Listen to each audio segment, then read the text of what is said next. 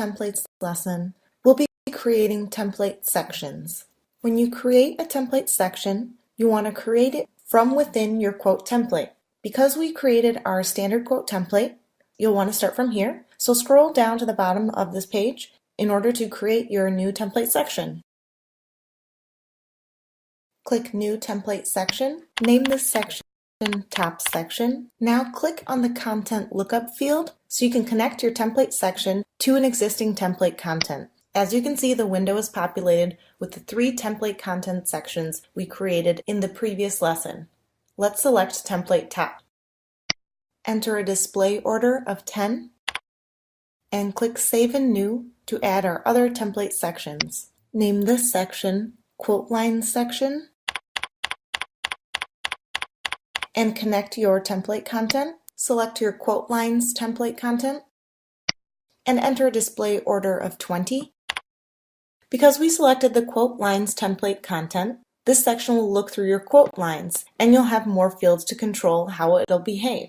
So let's first look at the conditional print field. This is the section that appears or doesn't appear based on logic. For example, a cover page.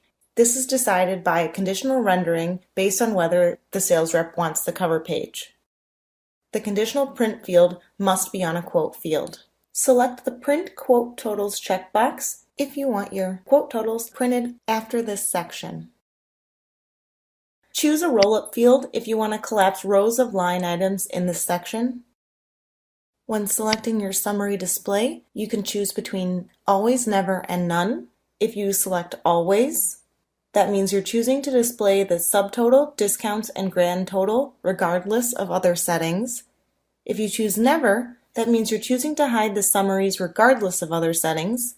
And if you choose None, that means you're choosing to render the summary as defined by template fields.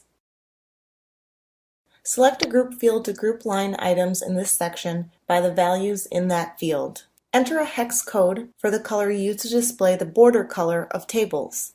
Note this is only applicable to sections pointing to the template content type of line items. Select the Hide Column Header checkbox to hide your column headers. The Page Breaks section allows you to designate where you'd like your page breaks, if you'd like to keep certain sections together, or whether you'd like to separate them. I'd recommend keeping the options on Auto. The Filtering Information section allows you to filter out information. This can be useful when you have multiple quote lines. Go ahead and click Save and New. We have one more template section to add. I called this one Bottom Section. Let's go ahead and set a relationship to our template content. Select Template Bottom. Add a display order of 30 and click Save. That's our last template section. Let's return to our standard quote template. And let's check out our completed template sections.